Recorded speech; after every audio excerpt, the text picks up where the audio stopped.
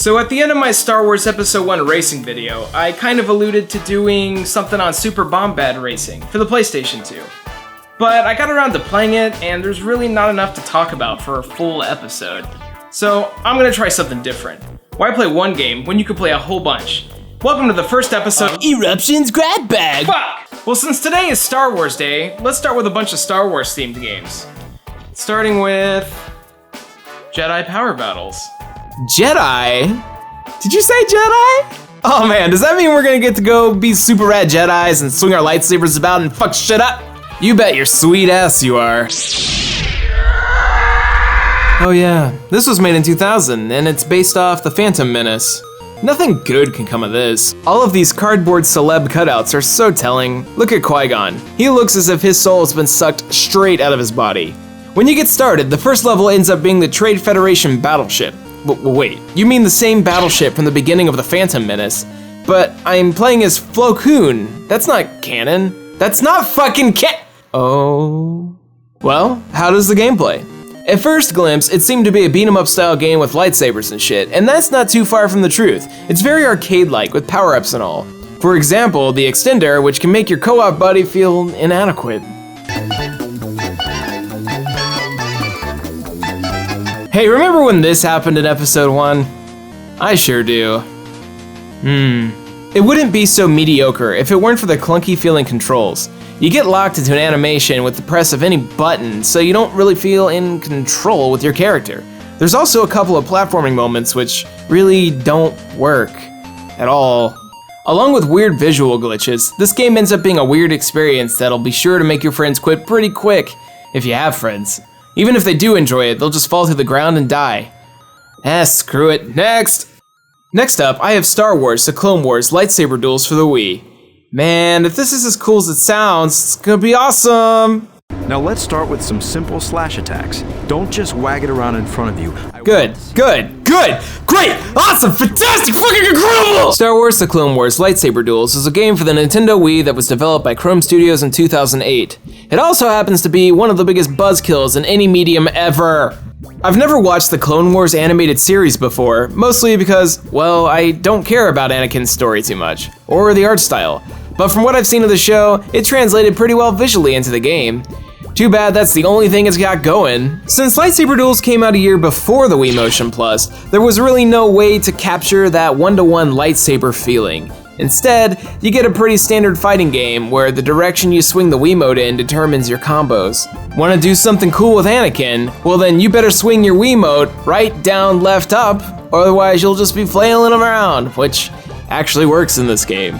I mean, sure, you could pick up objects and toss them into battle, but the damage is negligible. Just hold down Z on the nunchuck to activate your force-boosted special attacks and thrust forward. They'll die quick enough.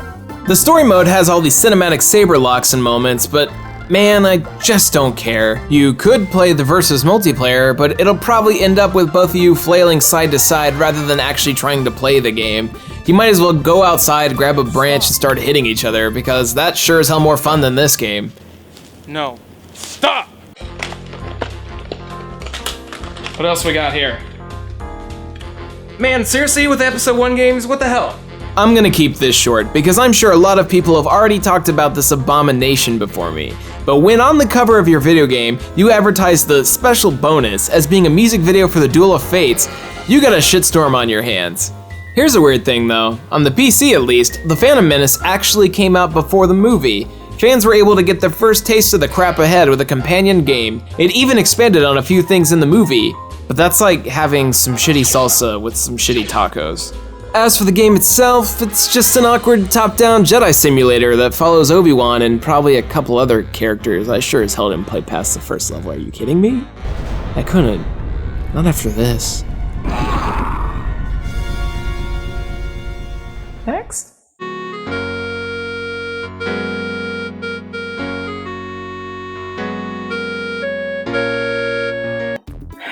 Well, I've been sitting on this one a long time.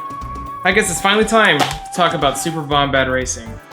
One look at the cover of Star Wars Super Bombad Racing and you know exactly what to expect. Well, I don't know what it is, do you? Well, if you've ever wanted to play the most lackluster kart racer you ever did play, look no further. For this one has a Star Wars theme. That's right, kids. Now you can finally race as Saboba in an intense race against Darth Maul? What? Why was this game made? I don't even think it was designed with Star Wars in mind. Why is Boss Nash at the center of the title screen? Why is Jar Jar so kawaii? It's like George Lucas said, fuck it, let's make everyone super deformed and make them race. You don't need Star Wars music, just use whatever you can come up with overnight. You take a quick glance at super deformed Obi-Wan, and by the grace of his widow's peak, you know you wasted your money. The physics are weird, power-ups besides boosts are useless, the AI is unforgivingly hard, the tracks hardly resemble what they're supposed to represent, the game's progression doesn't make any sense, it's just a shit-slinging hell of a time. If you could somehow trick your friends into playing this one, you're a complete scumbag. I couldn't get any to play. They knew. What, you want more detail? Well, with the progression, from the beginning, you have access to the first 3 courses and the first circuit. In order to unlock the next tier, you need to complete the first circuit. That makes sense. But it's ridiculously hard to do so, as the AI will just zoom ahead. The rubber banding is strong with this one. The shortcuts are hard to attain because sometimes you'll just jump all over the damn place with next to no explanation. And even when you do beat a circuit, you'll go to the race menu only to see one course unlocked and not the circuit. That's right, if you want, God forbid, to see the end of this mess, you have to play each course in the group and then again in the circuit. Is this because there are only 9 courses in the game? Probably. But hey, if you're anything like me, I doubt you'll hash it out. Actually, you probably won't even give it a try. Good on you. Well, I guess that's it then. That concludes the first episode of Eruption. What do you mean? There's no more? There's nothing else in here.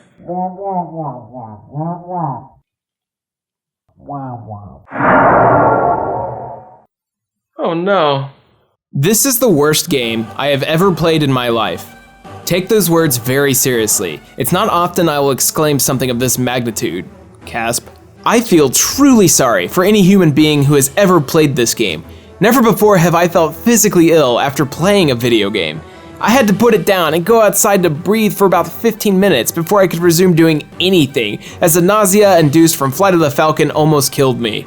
Well, it's deceiving. At first you're like, yeah, I'm Han Solo, this is awesome, and you're shooting down TIE fighters left and right, getting points and shit, but then, that doesn't stop. It doesn't stop for like 5 minutes. You see that bar on the bottom?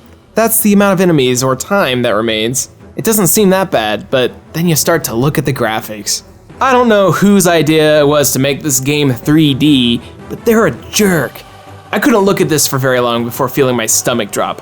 Oh, it doesn't seem so bad here in the space mission, but that's mostly because it's black and the frame rate's like 10 frames a second. But let's go to the second level. Now you're in Mos Eisley playing a C-3PO at R2-D2, trying to get from one indistinguishable area to the next. It's super hard to navigate because hitboxes don't seem to make sense and you'll end up dying when you thought you were in the clear, and in other situations, zooming straight through. I thought I had it once, but it turns out I ran out of time. Even when holding R to speed on through, I couldn't survive or make it.